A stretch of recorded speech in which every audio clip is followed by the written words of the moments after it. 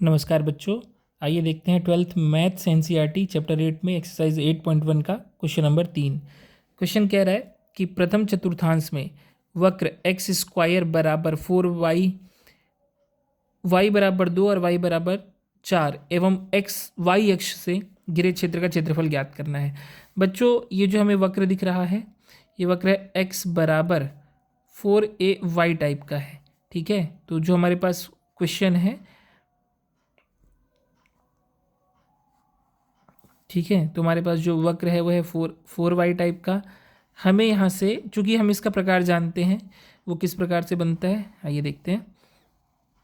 ये बनता है सिमेट्रिकल अबाउट वाई एक्सिस, क्योंकि एक्स स्क्वायर बराबर 4ay है और ये कैसे होता है, वाई अक्ष के सम्मित होता है, वाई अक्ष के सम्मित होता है।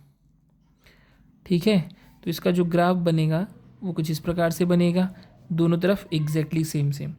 फिर ये कह रहा है कि y इज इक्वल टू 2 की लाइन, तो मानिए x, यहाँ पर x की वैल्यू 0, यहाँ पर 1 और ये 2 रहा, तो y की वैल्यू यानी y इज इक्वल टू 2 की लाइन ये रही। सिमिलरली 3 और ये रहा 4, तो हम ये मानते हैं कि ये y इज इक्वल टू 4 की लाइन है। ठीक है, तो यहाँ से अगर आप देखेंगे y की वैल्यू यहाँ पर 2, 0,2 बनेगा इस पॉइंट के कोऑर्डिनेट, और इसके बनेंगे 0,4 टाइप का यहाँ पर। अब हमें ये कह रहा है कि y अक्ष, वक्र और इन दोनों लाइनों के द्वारा घिरे हुए क्षेत्र का क्षेत्रफल बताना है, नहीं ये बताना है हमको कि इसका क्षेत्रफल कितना है। तो इसके लिए हमें ये देखना होगा, हमें वही स्ट्रिप काटेंगे, फिर से एक पट्टी काटेंगे, ये रही, और अगर मैं इसका चौड़ाई देखता हूँ तो यहाँ पर dy मिलता है, और इसकी अगर लंबाई मिलता हूँ तो फलन एफ वाई द्वारा मिलता है, जिसे आप x नाम देते हैं।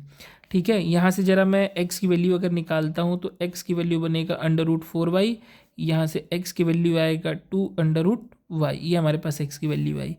तो अगर मैं इस पॉइंट को नाम देता हूँ a, इस पॉइंट को नाम देता हूँ b, इस पॉइंट को नाम c और इस पॉइंट को नाम d देता हूँ, तो लिखूँगा मैं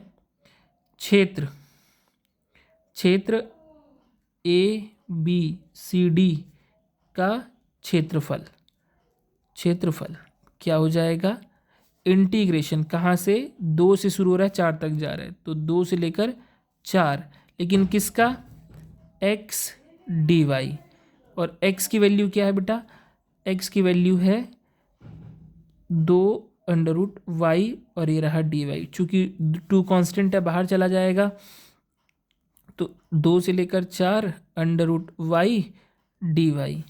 फिर चलिए इसकी वैल्यू निकालते हैं, ये आएगा बेटा, ये रहा 2 √y, जो है अंडर का मतलब होता है उस y की पावर 1/2, तो 1/2 का जब आप इंटीग्रेशन करते हैं तो आता है y की पावर 3/2 अपॉन 3/2, और फिर इंटीग्रेशन की लिमिट 2 से लेकर 4 तक।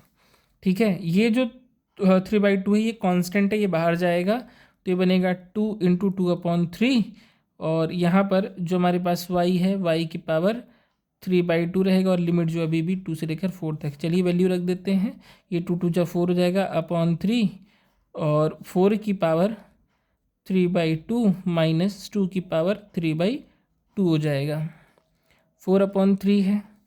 अब इस 4 को आप लिख सकते हो 2 की पावर 2, और ये है उसकी पावर 3/2, तो 2 से 2 कैंसिल हो गया, माइनस इसकी पावर 2 की पावर 3/2 का मतलब होता है 2 की पावर 1/2 और 2 की पावर 1, तभी तो ऐड करके कितना बना हुआ है, क्या नाम है, 3/2, तो 4/3 हो जाएगा। यहाँ पर 2 की पावर 3 का मतलब 8 हो जाता है, और इसकी वैल्यू जो हो जाती है बेटा, ये हो जाता है 2, ये वैल्यू जाएगी 2 और ये हो जाएगा √2, ये रहा कुछ। ठीक है, तो अगर आप इससे मल्टीप्लाई करते हैं 4/3 से अंदर, तो 4 8 जा 32, और अगर आप इससे मल्टीप्लाई करते तो 4 2 जा 8 √2, और नीचे आपके पास 3 रहेगा, इतना वर्ग इकाई। ठीक है।